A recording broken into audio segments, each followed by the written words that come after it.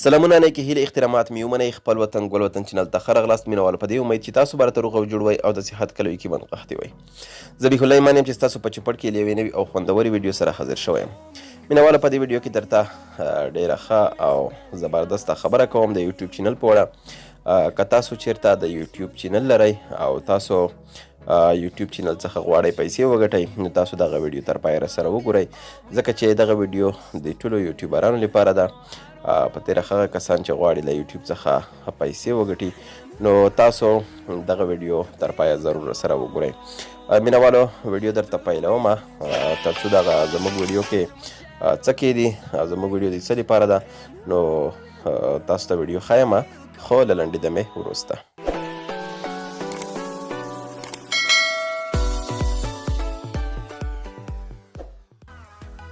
بیا هم ښه راغلاست مینهوالو تاسو که چیرته غواړئ چې یوټیوب څخه پیسې وګټئ نو د یوټیوب نوې پالیسي دا ده کله چې تاسو یوه ویډیو جوړوئ نو تاسو په ویډیو کې داسې څه مه استعمالوئ یعنې تاسو یو داسې بکګراونډ مه استعمالوئ چې همیشه دپاره تاسو هغه خپلې ویډیوګانو ته ورکړئ مثلا تاسو زما دا ویډیو ګورئ دغه ویډیو کې کوم بکګراونډ چې ما ورکړی دی شاته تاسو بکګراونډ کتلی شئ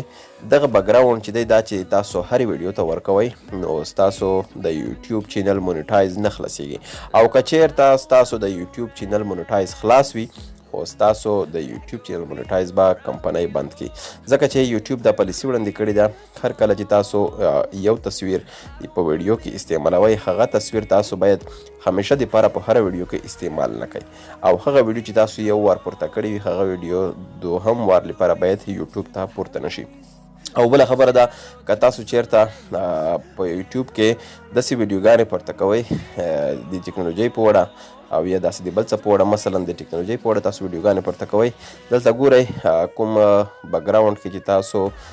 موبایل ګورئ د موبایل کور او دغه لاس ګورئ که همیشه دپاره دغه موبایل او دغه کور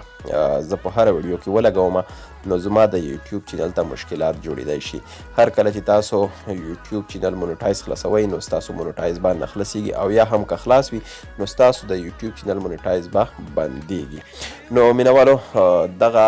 ویډیو تاسو لپاره ضرور ده نو تاسو که چیرته په دې باندې پوه شوي یاست نو تاسو دغه ویډیو له بل ملګري سره هم شیر کړئ تر څو هر یوټیوبر په دې باندې پوه شي چې موږ په نقصان کې یو او که په ګټه کې نو مینهوالو